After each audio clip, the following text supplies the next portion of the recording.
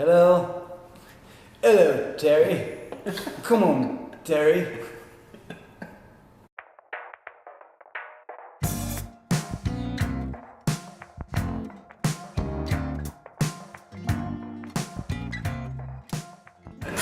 Hey guys, Mark from Red Star, and I'm hanging out. Alex is back. What's up? It's good to be Cheers. here. And Ryan Maciej. We've been training together. He's new in town. Well, not really. New back to town. Newly returned. Ryan works out at Lieberg. He does a lot of video production stuff for them and trains out there and stuff. And he's been training with me the last couple of weeks, 3 weeks? Maybe 2 weeks, 3 weeks? As often as we can. Weather's been rough, but we got together a couple times and we're training ring. Tons of fun. Alex, I don't know what you've been doing. I don't know what I've been doing either, but honestly. Can't track you down. I know. It's been like a month since I've been here. Alex is, I don't know if he's binging with kombucha. Yeah. I don't think I've accomplished anything productive.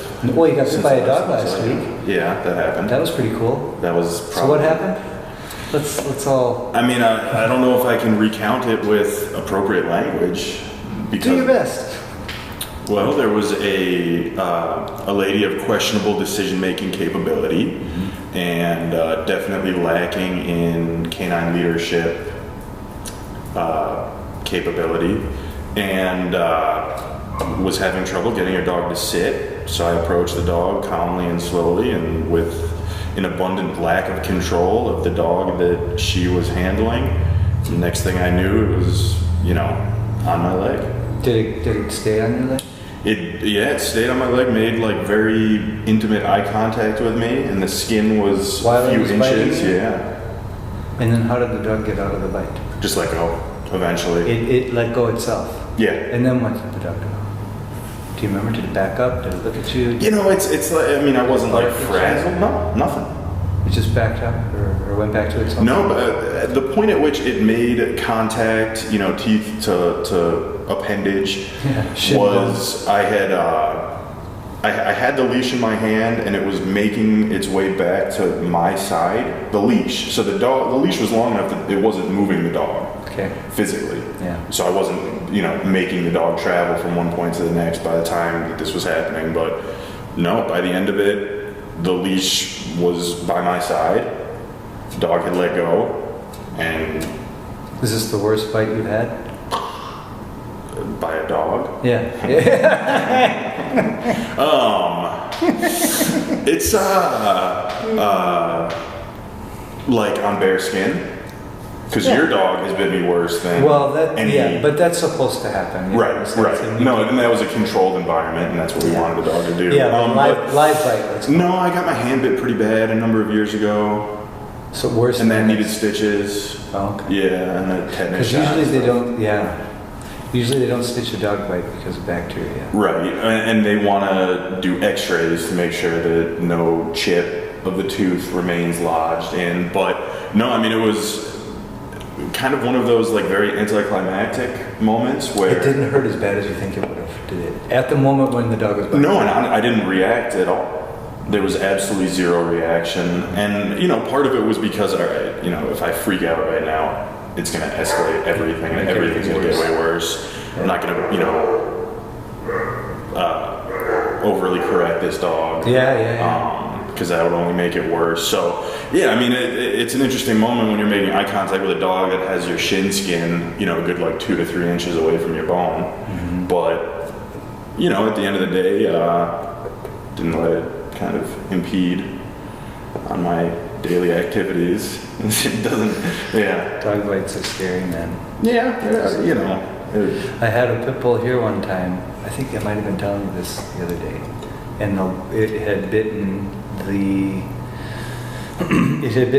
owner, for sure. And it had bitten the owner's brother, this girl, she's a young girl, and it had bitten her brother several times, and it had bitten a number of people. And it was a formidable dog. Mm-hmm. Like, he was big, strong.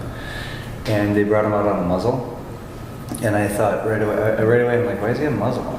And they're like, well, he bit my brother and he did this. And I thought, this is silly, But all right, you feel more comfortable with the muzzle? Okay, no problem. So they had the muzzle on the dog and said, let me take him for a little walk around, see what happens. I mean, everything about this was stupid. This was at least 12 years ago. Yeah. Maybe 10 years ago. Something like that, 10 toes. Everything was stupid. So I'm walking around with the dog. I'm not doing anything. I'm not correcting him. I'm not doing anything. You know, just taking him for a walk. And he turns and he looks at me. I'm doing like a 75-pound dog with the muzzle, and he goes, wow. Yeah. Nails me right in the chest. And I was like, whoa. Like, he's not going for my feet. You know, he's not even checking me out. He's launching himself. Right. And I thought, it took me a minute to interpret it. And by the time he did it the third or fourth time, I started screaming for Irina, who was over here, to get over here. Because, I mean, if, God forbid, something happened with this muzzle, it was it for me. Because he was going for, like, my face and my... So, pit bulls, man, when they go that way, it's tricky. It is. And I mean, you know, honestly, when it comes to, like, physical pain or whatever, that's not really the aspect of that worried me most. It's like, how do we handle this in a productive way? Yeah. For everyone involved, in the sense of, you know, there's a lady there who doesn't really know what she's doing. There is me, there's the dog, and it's like, how do we, that for me is the scariest thing. Like, where do we go from here that will, I don't want to say salvage the learning opportunity, but how do we not make this worse? Yeah. Well, it's very tricky because it's, first of all, it's like, you have to go, is it worth it? Exactly. Am I going to get bit again? If you get bit again, then it's not really worth it, right? But and then you have to go, all right, well, what am I going to do right now? What am I going to do? Try and recreate this situation and have this owner who sounds like is physically, emotionally, but ineffective in her attempts. Unbelievably so. Yeah, so to the extreme. So you're going to have her try to, effectively correct, I guess, in this situation, or redirect, or whatever it is, whatever approach you want to take. She's not going to be fit to do it. And also, I mean, the kind of the thought process that I was having was, you know, why did this dog do this? Then for me to go and start to correct the dog. Well, yeah, that would be really conflicting. Exactly. And so, you know, at the end of the day, it proceeded, and that was unexpected. Yeah, it's just so busy here. You guys keep talking. Let me just go.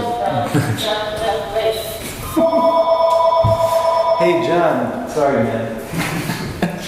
Oh, God. It only rings twice. How do I do this?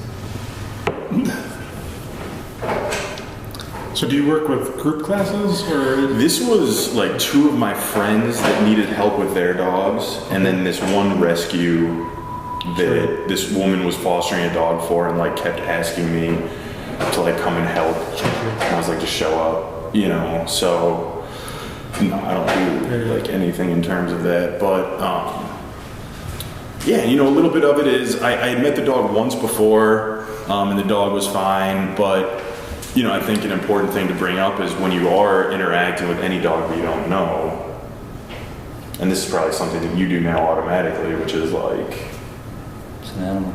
Yeah, and anticipate. High alert. Right. Yeah. So, you know, there's fault on me as well. And that's question for you, Mark. Yeah. When you get dogs like that, what's your muzzle protocol? When you use muzzles? I don't use, well, personally, I make all of my own personal dogs. Now, some people, okay, I make my own dogs wear a muzzle. Mm-hmm. Not out of a prevention thing, just because it's part of our behavior. Mm-hmm.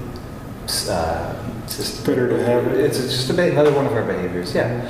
In case, I mean, who knows? But also the sport, French ring, sure. You know, dogs wear muzzles. So for me, it's always been part of my thing.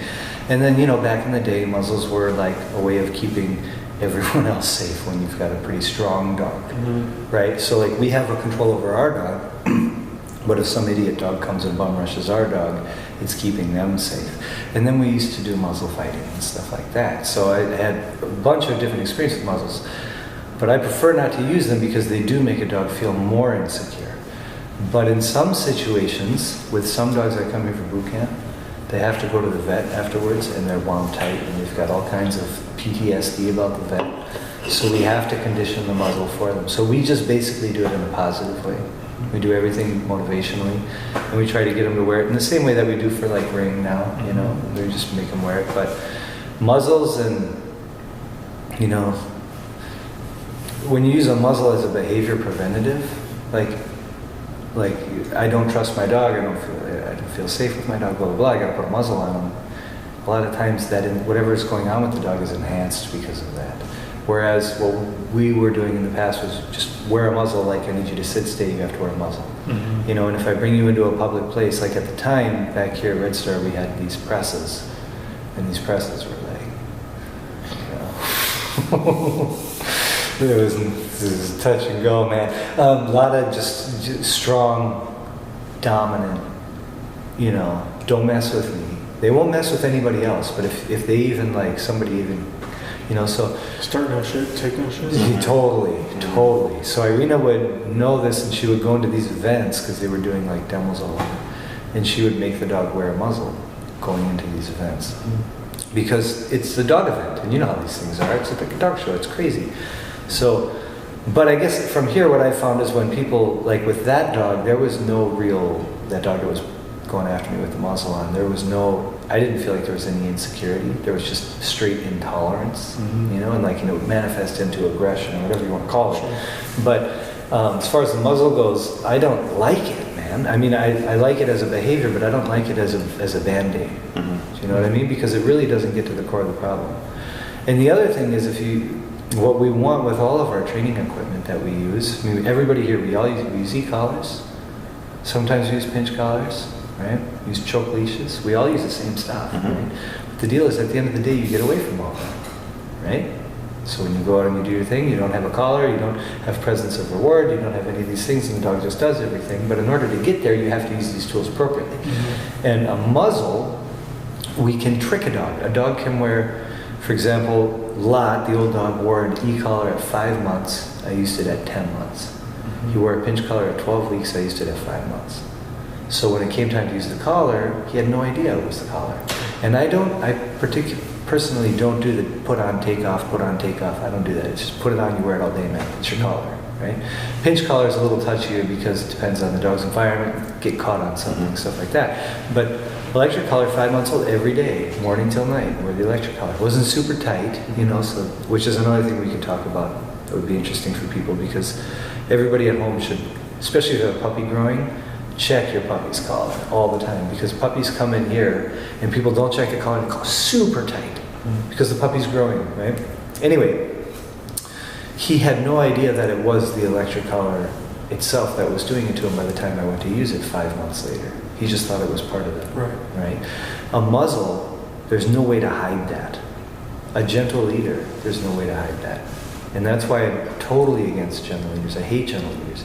The other thing about it, I'm off. But sorry, the other thing, everybody, because a lot of people use gentle leaders, and whenever we give a correction, you want the correction to start at a certain moment, and you want it to stop at a certain moment, and you want there to be no residual effects from that correction, right? So you don't want any residual pain or discomfort or whatever it may be, mental bumming, suffering, you know, stuff like that, optimally, right? Sure. So a dog came here, you were probably here, and Marine was here. It was a Great Dane, and the dog had a huge scab over its nose. From the gentle leader. From the gentle leader. Yeah. And I'm like, this defeats all of the purpose of correction. Now the dog is, that can't be comfortable. I don't care who you are. Dogs are more resilient to pain than we are, and more oblivious to it. But still, if you got a huge thing on, do you remember that? I do remember that. It was a Great Dane. It was a huge scab, man. Just all the fur was, all the hair was gone, and it was like and I don't know if that hair will ever come back. So I'm like, what the hell is this? Why would you use something like this that's going to cause all this residual damage? When and at the same time, the dog knows the gentle leader's on. You take the gentle leader off, you take the muzzle off, you haven't worked anything out. It was interesting, I heard probably a couple of weeks ago, there's a different trainer speaking about how anytime you introduce a training tool, you should be immediately thinking how you're going to eliminate that training tool. Very, very smart. Because as soon as you rely on that training tool, it becomes a management tool, right? So if you use a prong collar, and you're relying on that prong collar all the time, and you need it all the time, it becomes a management tool because they're always relying on that tool. But you're never using it in a way to later eliminate it from the process of training. Sure. And in a certain circumstance, it might be beneficial to use it as a management tool. Some people might want to keep using it. It's like, hey, this works. It's not a big thing. I'm going to keep using it because it works for me. There's no purpose for me to get away from it. Sure. But there are certain people that want to keep progressing. Yeah. And especially for sport purposes, you need to. And so you need to take the mindset of any training tool that I use, I need to be immediately thinking of how eventually I'm going to get away from that training tool. But what you said, this guy is thinking it from day one. I mean, you have to think about it from day one almost, but not necessarily be. I mean, for me, like I use e-collars, prong collars, food, toys, constantly, and I'm not thinking about it, how to eliminate it immediately, but I'm using it in a way that when I want to eliminate it, it's not going to be this huge process that I need to start over and say, okay, the dog knows that the e-collar is on, so when the e-collar is off, they know it's off, right? I want to know from the beginning that the dog doesn't understand, just like you were talking about, I'm going to habituate them to the e-collar so that it means nothing to them. So later, when I potentially take it off, it's not this big thing that I'm trying to figure out at the moment, right? So it kind of struck a chord with me saying that, like, if I really want to train a dog, like I need to be conscious of all the tools I'm using and how I'm using them, as opposed to just using them mindlessly to get the behavior I want in the moment. So I found that it's very wise, and it's an experienced person saying that. And, the thing is, like I was saying, we were talking about ring training earlier, which is very interesting when it comes from France. It's French ring stuff, and how the approach is like. There's not a lot from what I think we can say we both experienced. Because he's seen a bunch, he's gone a bunch, and seen a bunch of ring trainers, and how it's sometimes not a very gradual approach. Do you know what I mean? Right. It's kind of like one extreme and then boom, another extreme. And what you're saying is basically like you're keeping it in the back of your mind, like it's not being addressed throughout each activity, but you're always thinking, how am I going to fade the food? How am I going to, for me, I use a clicker, for duration. So the first thing I'm doing is I'm like clicking every 2 seconds. Click, click, click, click. And then that's a really obvious one. Okay, I got to fade these clicks to where I'm not clicking anymore at all. Right? So, but most people, you're right. That's very interesting because I never thought about it. Let me ask you about this. Both of you guys, you both have used pinch collars. You both have used choke leashes. You both use electric collars for correcting behaviors, right?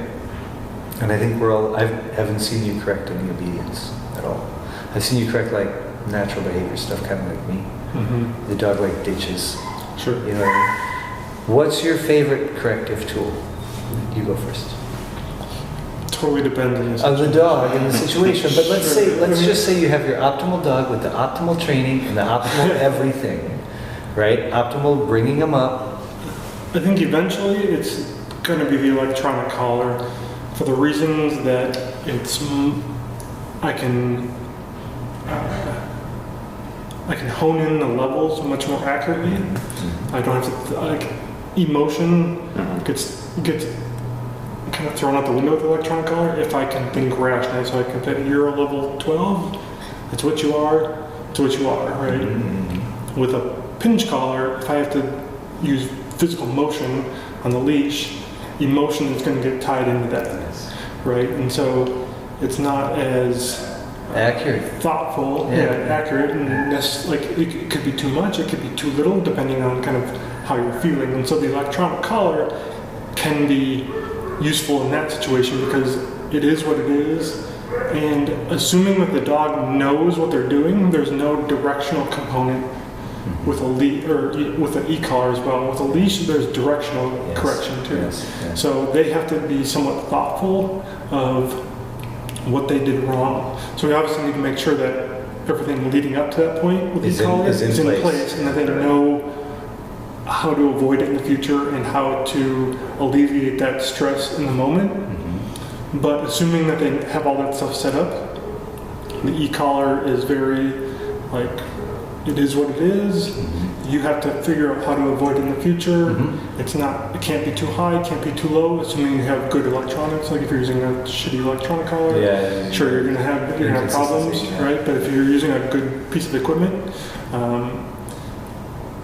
to me, that's like when I was working a lot with clients, I told them, and I tried to get almost everybody on electronic collars to a certain point, because that's how you get off leash. It's quicker, much faster. Yes, and that's how you maintain some sort of control without a leash being attached. And a lot of people came in thinking, some people came in thinking they wanted to get the electronic collar quicker because they had certain things not in place. And other people wanted to wait or didn't want to use it until they needed it. So it was a must. Right, and my process is, we don't use the electronic collar until everything else is going right, and then we layer it over those those behaviors, those known behaviors, to make them more sustainable or more. I'm not sure the word I'm looking for. Reliable It's like future, right? So pressure lends itself well to reliability, assuming that the dog knows what's expected, right? And so I would never advocate to use electronic collars on something the dog doesn't know, but as soon as they know it, I can start to layer pressure over that to make that behavior more reliable. And it might not necessarily be from a corrective standpoint, from a positive punishment standpoint, where I'm telling you not to do something.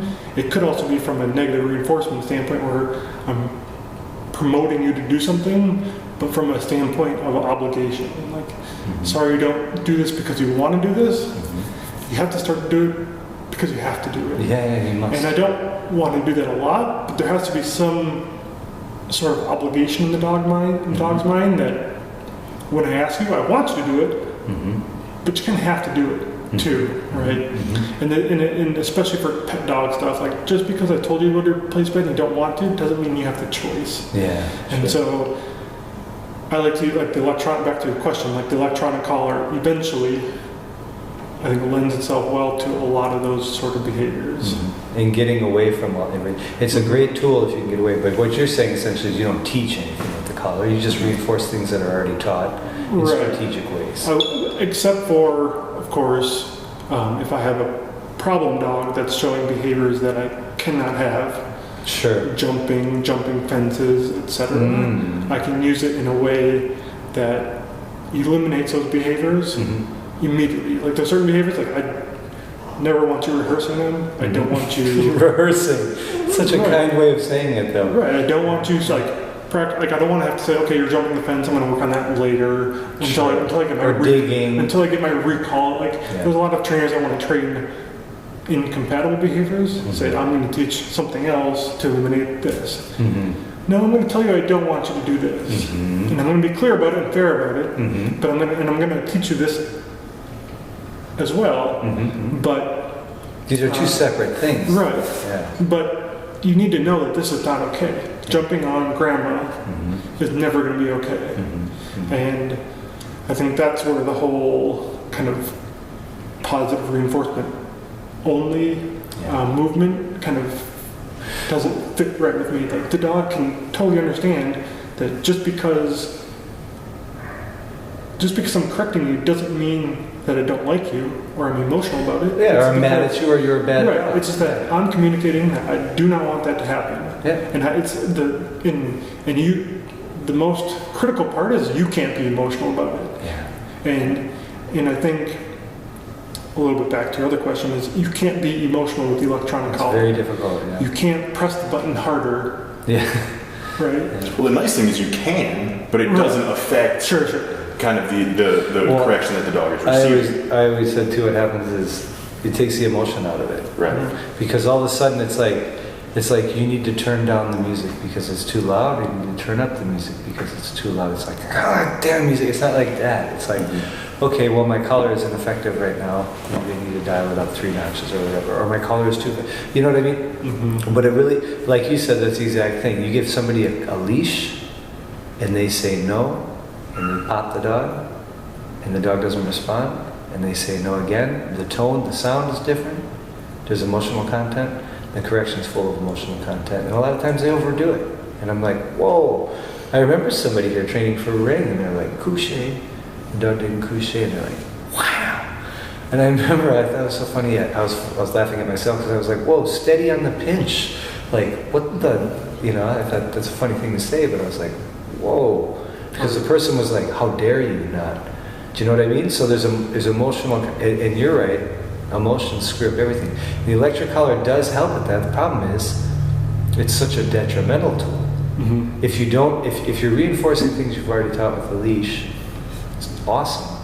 But if you're trying to teach with it, Now, and this is why invisible fences work so good. Dogs become superstitious, right? That's the problem with electric collars, is the dog can become superstitious too. If it's used too soon and those other things aren't in place, the dog can become superstitious too, whether it's the tree or the fence line or whatever they might think, because at that moment they think it's coming. You use electric collar, you use pinch collar too, at some point. Mm-hmm. With Batman, do you think like one is less, I always get this word wrong, aversive or adversive? What the hell's the word? Yes. Whatever, right? Do you think one is more or less? I mean, Batman's a very sensitive dog. Super. And he's jumpy.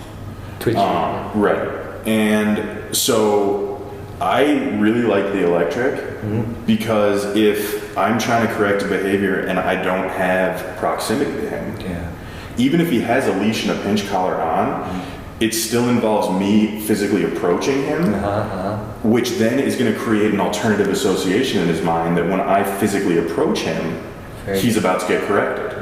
Whereas if I'm on my back porch, for example, and he's fence fighting with the dog next door, I don't want my dog to think that every time I approach him, he's about to get corrected. Sure, because he will avoid me. And he'll generalize that. And he will generalize that, and he will avoid me. In precisely where you don't want him to. And you see that in kind of its most prominent form when people recall their dog, and their dog doesn't come back, and then their dog eventually comes back, and they're like, no! Because the dog didn't recall him the first time. It's like, well, your dog isn't going to want to. It's like, Mark, come over here. Yeah. Smack. It's like, come back over here, okay? And it's like, your dog won't want to do that then. And if I'm recalling my dog to me because he's fence fighting with the dog next door, and I correct him, my dog is never going to be recalled to me. So the ability to kind of eliminate that step, and I think that that's where a lot of issues with the purely positive stuff comes up, because now you're not addressing the behavior directly, you're introducing a new behavior that you're either going to punish or reward. So now, instead of being able to correct my dog for a negative behavior directly, I'm introducing a new behavior, me approaching or having him approach me, that's getting corrected. I don't want either of those to ever be corrected with my dog. I want to approach my dog. I want my dog to approach me without any correction. I don't want to incorporate that into the behavior cluster that I'm addressing. Sure. So it complicates things. Even in the ideal world of having a pinch collar on or a choke leash on at home, which, let's be practical, honestly, people ditch it as soon as they can. Absolutely. They don't want to keep leash on. And having talked about a lot of conditioning stuff before, that punitive measures or corrections are incredibly effective, but only if the punishing tool or character or aspect is present.